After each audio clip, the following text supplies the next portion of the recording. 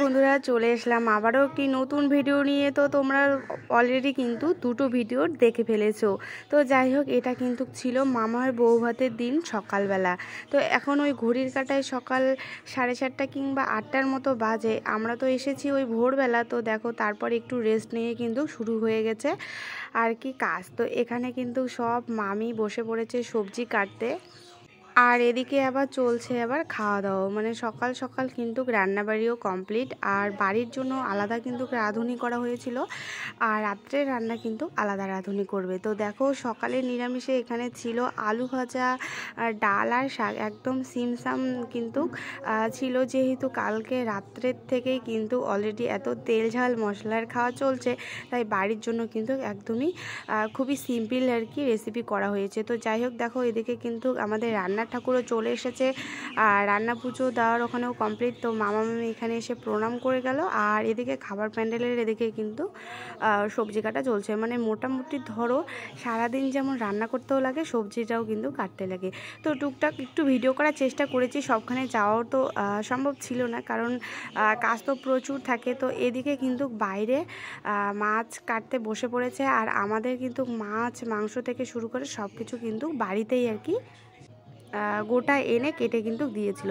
তো যাই হোক, এদিকে দেখো মাছ মাংস কাটতেছে, আর এদিকে আর একটা বাগান বাড়িতে দেখতেই তো পেলে কত সুন্দর ছায়া। এখানে কিন্তু চিংড়ি মাছগুলো পরিষ্কার করছে, সাথে আমিও একটু যোগ আর কি দিলাম। দেখেছো পরিবেশটা কত সুন্দর, চারিদিকে কিন্তু সবুজ, সাথে এত সুন্দর সুপারির একটা বাগান। তো এখানে আমি, তারপরে জামাইবাবু, তারপর মামা সবাই মিলে কিন্তু চিংড়ি মাছ পরিষ্কার করতে বসে পড়েছি।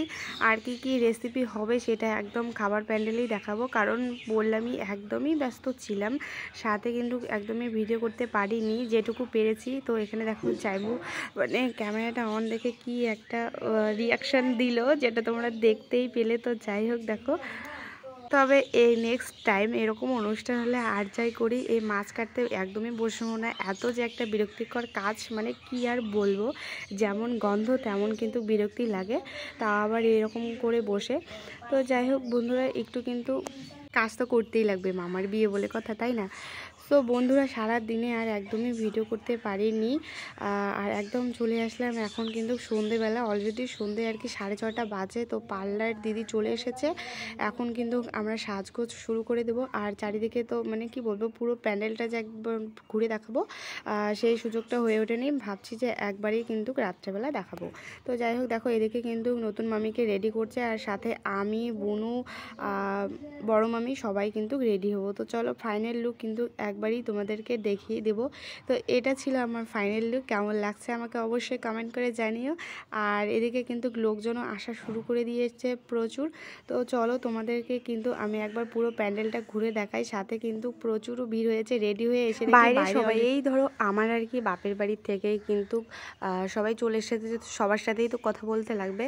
তো এই যে ফুল প্যান্ডেলটা দেখো, এটা কিন্তু ছিল একদম আর কি রাস্তায় যে মেইন গেটটা, সেটা কিন্তু ছিল, আর তার সাথে ছিল এদিকে টুনি বাল্ব বা টুনি লাইট বলতে পারো, তার গেট, আর এই যে মাঝখানে আবারও একটি ফুলের গেট, তারপর কিন্তু আবার একটা রাস্তা, আর তারপরেই সেই মেইন প্যান্ডেল। তো এখানে একটা সেলফি স্ট্যান্ড বানিয়েছে, মানে ভিতরে যেহেতু আগ্নে কিন্তু মামিকে বসিয়েছে, তাই জন্য বাইরে আলাদা এক্সট্রা একটা সেলফি স্ট্যান্ড বানিয়েছে, যাতে সবাই এখানে সাজগোজ করতে পারে। আর এখানে দেখো আমার সব মামিরা কিন্তু ফুচকা খেতে ব্যস্ত। তো এখানে দেখো ফুচকা স্টল বসেছে, সাথে ছিল কিন্তু জিলেপি। দেখো গরম গরম জিলেপি সাথে সাথেই ভাজা হচ্ছে, আর সবাইকে কিন্তু প্লেটে প্লেটে দিচ্ছে, যে যা পাচ্ছে যখন নিয়ে নিচ্ছে, কারণ এখানে সব কিছুই রেডি সাজিয়ে রেখেছে। আর পাশেই কিন্তু দুটো খাবার প্যান্ডেল, যেহেতু অনেক আত্মীয় স্বজন, দেখো এখানে একটা খাবার প্যান্ডেল, ঠিক তার পাশেই, যেহেতু একসাথেই লম্বা করা সম্ভব ছিল না, কারণ জায়গাটা এরকম, তাই জন্য কিন্তু দুটো প্যান্ডেল।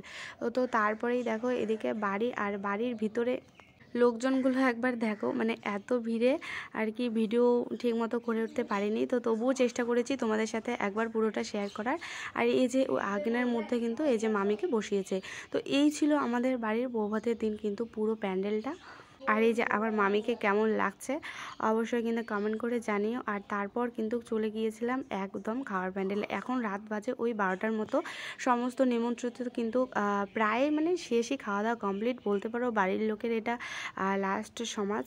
তো দেখো কি কি আছে রান্নাঘরে, তো আর যেতেই পারিনি যে কি কি রান্না করলো, তো একবারই খাওয়ার টেবিলে দেখিয়ে দিই। এখানে কিন্তু ছিল স্যালাড, আলুর চিপস, সাথে ছিল মুগ ডাল, আর ছিল মাছের মাথা দিয়ে মুড়ি ঘন্টর, সাথে ছিল চিংড়ি মালাইকারি, আর যেটা না হলেই নয় সেটা হচ্ছিল ফ্রাইড রাইস আর মাটন কষা।